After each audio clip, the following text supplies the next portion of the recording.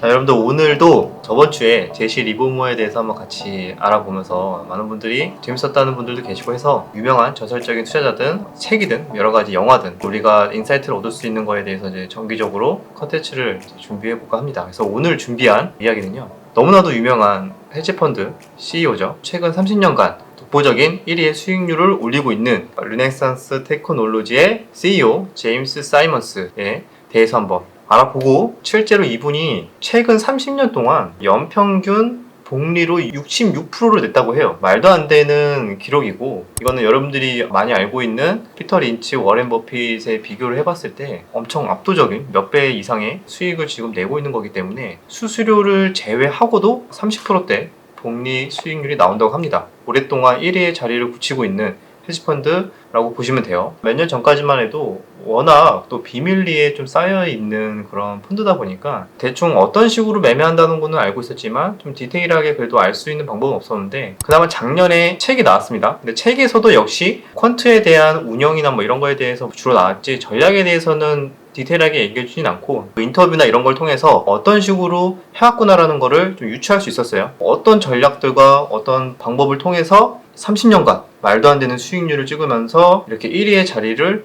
오르게 됐는지, 그로 인해서 우리는 개인 투자자로서 배울 점이 있고 어떤 인사이트를 얻을 수 있는지까지 알아보도록 하겠습니다. 이분이 어떤 분인지부터 알아야겠죠. 천재 수학자라고 많이 알고 있어요. 17살 때 MIT 대학에 들어가서 20대 초반에 하버드 교수를 했습니다. 일단 이걸로 끝이에요. 그죠? 20대 초반에 하버드 교수를 할 정도로 수학 천재였고, 그리고 나서 수학자로서 교수로서 일을 하다가 미국의 NSA라고 있어요. 우리나라로 따지면은 일단 뭐 국정원 같은 거예요. 미국의 국정원에 입사를 해서 암호 해독가로 일을 합니다. 소련의 신호나 규칙이 없는 데이터들을 모아서 그런 암호들을 해독하는 과정에서 규칙이 없는 거를 규칙이 있는 모델을 해석하는 과정을, 그런 식으로 암호 해독가 역할을 했다고 합니다. 유의미한 패턴의 모델로 만들어내는 과정을 했기 때문에 이거를 토대로 아마 주식시장에서도 파생상품 시장에서도 이걸 그대로 적용을 해서 데이터 마이닝을 하면서 이렇게 모델을 만들어냈던 것 같아요. 이렇게 일을 하다가 다른 뭐 학과장도 하고 이랬지만 어쨌든 그거는 다 중요하지 않은 내용이니까 패스를 하고, 기하학에서도 훌륭한 성과를 내면서 인정을 받는 천재 수학자였는데 40살이 됐을 때 갑자기 수학학계를 떠나고 나는 이제 돈을 벌러 가겠다 선언을 한 거예요. 이 학계가 충격에 빠졌다고 합니다. 아니, 이렇게 훌륭한 학자가 수학계를 떠나는 것도 가슴이 아픈데 그 이유를 물어보니까 돈을 벌려고 떠난다고 하는 거예요. 학계에서는 약간 돈을 추구한다, 약간 이런 거에 대해서도 좀 보수적인 그런 분들이 많아서 고작 떠난다는 이유가 돈을 벌러라니 하면서 좀 실망을 했다고 합니다. 어찌됐건 제임스 사이먼스는 새롭게 또 도전을 했어요. 처음에 한 10년 정도는 그렇다 성과가 없었다고 합니다.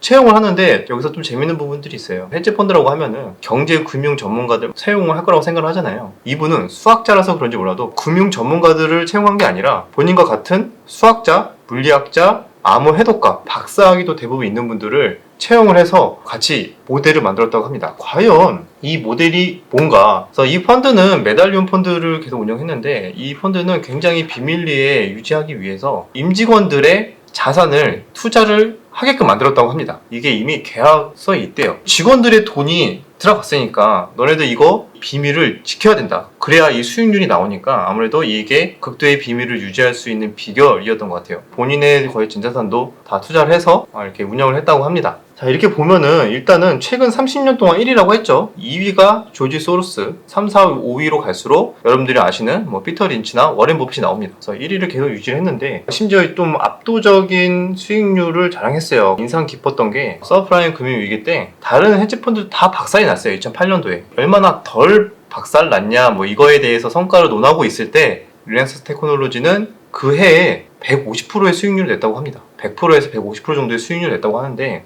금융위기 때에도 어떻게 이렇게 수익률을 냈는지도 엄청난 이슈가 됐었고, 그때 성과급으로만 우리나라 돈으로 2조 이상을 받아갔다고 해요. 2조를 그냥 성과급을 매년 받는 사람이라고 보시면 됩니다. 그래서 현재 자산은 우리나라 돈은 28조 원 정도가 된다고 합니다. 이분은 이런 일대기로 이렇게 쭉 보냈고, 이제 어떤 전략인지 좀 궁금하시죠? 그래서 제가 이것저것 다 알아보니까 여러분들이 좀 놀라실 수 있는 내용들이 되게 많아요. 유명한 투자자라고 하면은 대부분 이제 가치 투자자, 기업 분석 베이스로 뭔가 한 분들을 많이 알고 있잖아요. 이분은 거의 단타라고 보시면 돼요. 처음부터 그렇게 한 건 아니지만 수익이 본격적으로 나기 시작했을 때는 완전하게 단타였습니다. 트레이더였고 우리처럼 주먹구구식으로 분석을 한 게 아니라 엄청나게 방대한 데이터를 가지고 알고리즘화 시켜서 데이터 마이닝을 해서 데이터 마이닝이라고 표현을 했는데 과거에 방대한 데이터에서 희한한 패턴을 발견을 해요. 그러면 그 희한한 패턴 안에서 통계적으로 유의미한가, 일관성이 있는지, 랜덤인지 이제 검증을 합니다. 그리고 나서 설명이 가능한가 검증을 하고 이걸 통해서 이게 우연인지 아닌지 만들어내는 과정을 디테일하게 한 이후에 우연이 아니고 설명이 가능하다 싶으면은 이제 그거를 하나의 모델화 시키는 게 기본 방법이라고 생각하시면 됩니다. 뭐 이런 것까지 다 본다고 해요. 모든 매수, 매도 주문, 그리고 분기, 연간 보고서, 내부자 거래, 정부의 보고서, 전문가들의 경제 예측 보고서들, 그리고 신문, 뉴스, 특정 기업의 언론 등장 수, 분기 수익 보고서, 애널리스트의 예측 변경, 그리고 어닝 발표 후 가격 변화, 현금 흐름, R&D 지출, 유상증자 패턴 등 데이터 할 수 있는 모든 걸 다 한다고 하면 돼요. 이 중에 절반은 버린다고 합니다. 닥치는 대로 모든 데이터를 다 모아서 유의미한 패턴을 찾아내기 위해서 이렇게 한다고 보시면 됩니다. 쉽게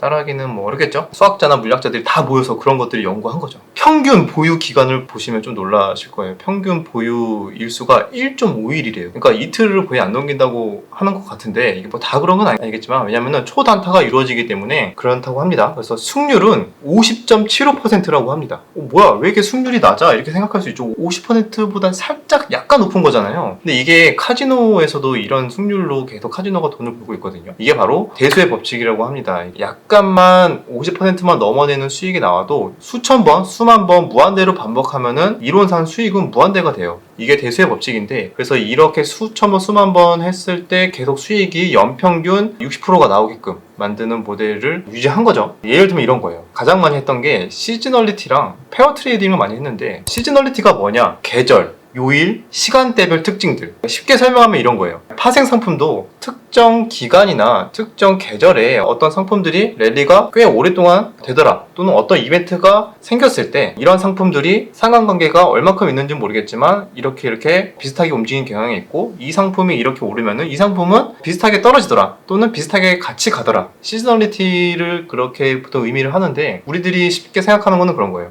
주말을 쉬고 월요일날 올라가는 경향이 있다 또는 오전장에 강한 경향이 있다. 이런 것도 하나의 시즈널리티거든요. 근데 이거를 우리처럼 이렇게 단순하게 하진 않겠지만 복잡한 모델로 다양한 데이터를 통해서 이게 슈퍼컴퓨터가 만들어내는 알고리즘이겠지만 생각보다 단순하게 반복 패턴을 찾아냈다고 합니다. 주식에서도 레포트가 발간되고 난 후에 트렌드가 어떻게 형성이 되더라, 레포트 발간 전의 흐름들, 그리고 실적이 어떻게 나왔을 때 그 후에 이 회사의 관계 이런 것들을 다 데이터를 분석을 한 거예요. 그런 식으로 매매를 했고 하나 또 재밌는 게 또 하나는 여러분들 제 영상에서도 웃기기 이야기를 많이 했잖아요. 아시는 분들 알겠지만 의미가 딱히 없어 보이는데 왜 오르지? 그런 식의 말을 약간 웃기기라고 그냥 약간 풍자하듯이 제가 기법 이름을 정한 건데 제임스 사이먼스의 인터뷰에서도 이런 얘기가 나왔어요. 데이터 마이닝을 하는 과정에서 수익이 나는 모델들을 여러 개를 계속 만들고 있지만 아무리 이유를 찾으려고 해도 이유가 안 나오는 패턴들이 있다는 거예요. 이게 뭔가 상관관계라는 게 있어야 될 거 아니에요. 이게 오르면은 이게 비슷하니까 가야 되는데 전혀 관계가 없는 패턴인데 단순히 이런 패턴이라서 떨어지던가 단순히 이런 패턴이라서 오르던가 설명을 안 되는 것들이 굉장히 많았다고 합니다. 설명이 안 되는데 당신은 매매를 했느냐? 매매를 했다고 합니다. 왜? 수익이 나니까. 설명이 안 되는 것조차도 그냥 수익이 나니까 매매를 했다고? 그 이유를 뒤늦게 하나 붙이자면은 그렇게 설명합니다. 인간들이 멍청하기 때문에 바보 같은 행동들을 자주 하기 때문에 이런 허점들, 말도 안 되는 패턴들이 나온다고 합니다. 글로벌 시장에서도 그게 먹힌다고 하니까 굳이 그거를 이유를 뭔지 찾아보려고 하지 않았대요. 그냥 수익이 날 때까지 하는 거예요. 수익이 안 나는 순간 안 하겠죠. 그런 식으로 했다는 거에 대해서 굉장히 좀 인상 깊었어요. 그리고 주식 쪽으로 넘어가면은 페어 트레이딩이라는 걸 많이 했다고 합니다. 페어 트레이딩은 통계적 차익 거래라고도 얘기를 하는데 쉽게 얘기해서는 그런 거예요. 현대차, 기아차를 봤을 때 보통 대부분 비슷하게 가잖아요. 현대차, 기아차 잘 가는데 갑자기 어느 순간 현대차가 더 많이 올라가고 기아차는 못 가고 있어. 그랬을 때 이제 포지션이 현대차는 이제 숏, 공매도를 치고 기아차는 이제 매수를 해서 그 격차가 평균으로 회귀가 됐을 때 청산이 되는 흐름이라고 보시면 됩니다. 또 하나 예를 들면은 삼성전자와 삼성전자 우선주가 있죠. 삼성전자가 항상 비슷하게 움직이는데 괴리율이라는 게 있어요. 예를 들어서 한 20%가 평균이라고 칩시다. 한 20% 정도는 항상 벌어져 있는데 어느 날 보니까 삼성전자가 더 많이 올라가 있고 삼성전자 우는 별로 못 올랐어요. 그러면은 20%의 계류였는데 갑자기 25%로 벌어진 거예요. 그러면은 삼성전자 숏이 되고 우선주는 매수가 되는 거예요. 그러면 이게 평균 20%로 회귀가 됐을 때 자동으로 청산하는 그런 식의 알고리즘 매매라고 보시면 돼요. 그런 식의 모델이었고 좀 더 큰 틀로 봤을 때는 이런 식으로도 가능했을 것 같아요. 우리나라로 만약에 들었으면은 코스피 200이 있어요. 코스피 200 안에 200개의 종목이 있잖아요. 코스피 200이 만약에 오늘 1% 오르고 있어. 그러면은 평균적으로 코스피 200에 있는 종목들이 시가총액을 비례를 해야겠지만 1% 오르고 있다는 소리죠. 그러면 코스피 200보다 더 많이 오르는 녀석이 있고 적게 오르는 녀석이 있을 거예요. 그죠? 결국에는 코스피 200의 평균으로 회귀할 거다. 그러면 더 많이 오르는 녀석은 숏, 더 적게 오르는 녀석은 롱 해서 그게 회귀가 됐을 때 청산. 이게 손절이든 수익이든 무한대로 반복을 돌린 것 같아요. 이게 페어 트레이딩의 기본 개념 원리라고 보시면 됩니다. 주식에만 한정이 되는 게 아니고 다양한 자산, 파생 상품 등등 여러 가지 다 할 수 있고 미국만 하는 게 아니고 뭐 영국, 일본, 우리나라도 할 수 있고 이렇게 다 매매를 한 것 같아요. 그래서 수천 번, 수만 번의 매매를 하면서 수익률이 50.75%인데 이렇게 말도 안 되는 수익률을 내는 게 이런 식으로 다양하게 매매를 되게 많이 한 것 같아요. 완전 초단타죠. 쉽게 따라할 수가 없습니다. 기본 개념은 트레이딩이고 초단타의 개념이었는데 이런 식의 모델을 이용해서 수익을 엄청나게 내고 있다. 앞서 설명드린 대로 말도 안 되는 패턴들도 있었지만 그 부분에 대해서도 하나 언급했어요. 이거는 사람들이 감정대로 하고 멍청하기 때문에 나오는 패턴이라고 생각을 하고 더더욱 미래에 계속 나올 거다 라고 생각을 하더라고요. 그래서 희망을 얻었습니다. 똑똑한 알고리즘들이 많아져서 우리가 이렇게 쉽게 수익을 낼 수 있는 구간들이 없어지면 어떡하지? 라고 생각들 한 적이 있는데 계속 반복될 거니까 계속 수익 낼 수 있습니다. 이렇게 얘기를 해주더라고요. 그래서 앞으로도 우리가 좀만 이렇게 분석을 해보면은 충분히 수익 내는 구간들이 계속 찾아낼 수 있겠구나. 기법화 만들고 전략을 만들어낼 수 있겠구나 라는 생각도 했습니다. 우리가 이제 여기서 무엇을 배울 수 있는지에 대해서 한번 알아볼 텐데 굉장히 인상 깊었던 중에 하나가 모델을 신봉하는 것 같잖아요. 우리 천재들끼리 만든 이 모델이 최고다. 우리 이것만 가야 된다라고 생각을 할 줄 알았는데 그게 아니더라고요. 손절도 하더라고요. 그러니까 손절이라는 게 모델에서 나온 손절을 의미하는 게 아니라 모델은 이게 맞다고 하는데 생각보다 맞는데 그렇게 흐름이 흘러가지 않을 때 예전에 실패 사례가 LTCM이 있었어요. 유명한 헤지펀드인데 러시아에 배팅을 했다가 모라토리움이 선언이 되면서 파산을 했죠. 한 국가가 파산을 하는 거는 데이터에 없었어요.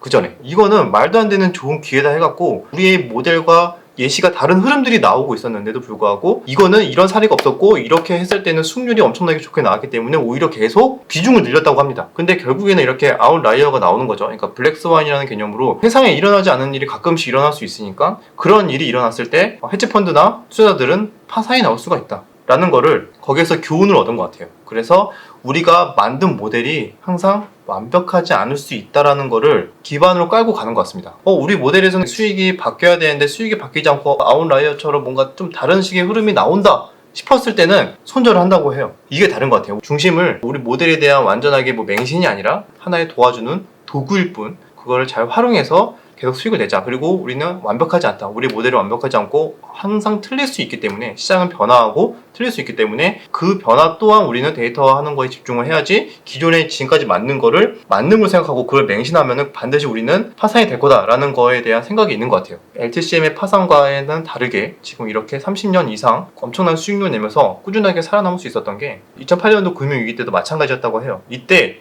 빠지기 시작했을 때 모두 다 무조건 매수 기회다 라고 외칠 때 기존의 흐름과는 좀 다른 모습인 것 같다 해서 오히려 손절을 하고 저점에서 다시 단타를 쳤겠지만 그렇게 해서 엄청난 수익률을 올렸다는 얘기도 있습니다. 이런 유연함이 있었던 것 같아요. 그래서 여기서 우리가 배울 수 있는 점이 또 있어요. 모델을 우리 개인 투자자 한 명 한 명을 봤을 때 원칙이라고 생각할 수 있잖아요. 나만의 원칙 그리고 내가 열심히 검증한 기법이라고 생각할 수 있어요. 근데 이렇게 1년에 2조 3조씩 버는 거죠. 이 펀드는 지금까지 100조를 넘게 벌었습니다. 천재들끼리 30년간 만든 모델조차도 완벽하다고 믿지 않아요. 결국에는 언제든지 틀릴 수 있기 때문에 손절을 할 준비를 하고 있다는 거죠. 기본적으로 당연히 근데 평상시에는 항상 믿고 가겠지만 거기에서 생각을 했을 때 우리 또한 우리가 아무리 열심히 기법을 갈고 닦고 연습을 한다고 해도 당연히 틀릴 수가 있어요. 그래서 대부분 많이 실수하는 게 너무 기법을 맹신해서 과한 비중을 태우고 그게 반복될 거라는 생각을 하면서 실수를 많이 하는데 이렇게 세계적인 헤지펀드조차 본인들의 모델을 완벽하게 믿지 않는다. 우리는 항상 틀릴 수 있고 손절을 해야 될 수도 있고 시장은 항상 변하기 때문에 얼마나큼 유연하게 대처해야 되는가에 대해서 우리가 좀 배울 수 있는 것 같아요. 이런 일화도 있다고 해요.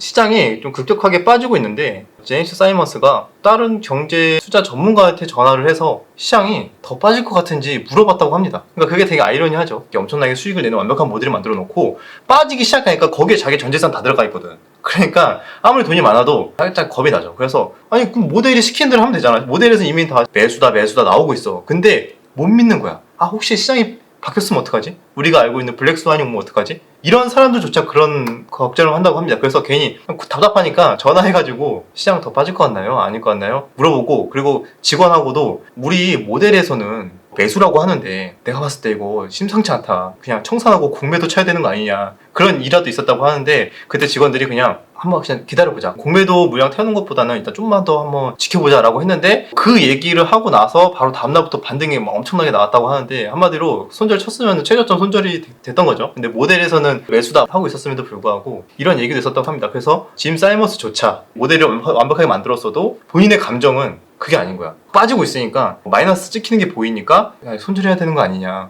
그렇게 얘기하고 있다. 그만큼 이렇게 천재적인 사람들조차 감정이 휘둘릴 수 있는 곳이 이 주식시장이고 감정대로 매매했다가는 최저점 손절, 최고점 매수가 될 수도 있는 게 이 시장이라는 거를 다시 한번 좀 느낄 수가 있었어요. 그럼 모델을 만들듯이 나만의 기법과 원칙들을 지금 다시 한 번 더 확실하게 점검을 하고 어느 상황에서 또 흔들리진 않아야겠지만 반드시 맹신도 하면 안 된다. 그래서 어려운 것 같아요. 이게 딱 답이 없잖아요. 기법과 원칙을 만들어야 되는데 감정이 휘둘리지 않고 지켜야 돼. 근데 또 맹신하면 또 그것 때문에 망할 수 있대. 어떡하라는 거야 이렇게 될 수도 있는데 그래서 투자는 좀 어려운 것 같기도 합니다. 특히 트레이딩 분야에서는 이렇게 더 어려운 거예요. 그래서 좀 자신이 없다 하는 분들이 가치 투자가 오히려 더 길게 봤을 때는 부사들이 훨씬 많이 나오기도 하고 그래서 그런 쪽으로 많이 투자를 권유도 하는 것 같고요. 그래서 실제로 트레이딩 쪽에서는 계속 1위로 엄청난 수익률을 내고 있지만 어렵다는 거를 좀 많이 느끼게 됐어요. 그런데도 불구하고 말도 안 되게 단순한 패턴들, 사람들이 멍청하기 때문에 돈을 벌 수 있는 패턴들이 많이 존재하니까 그런 것들만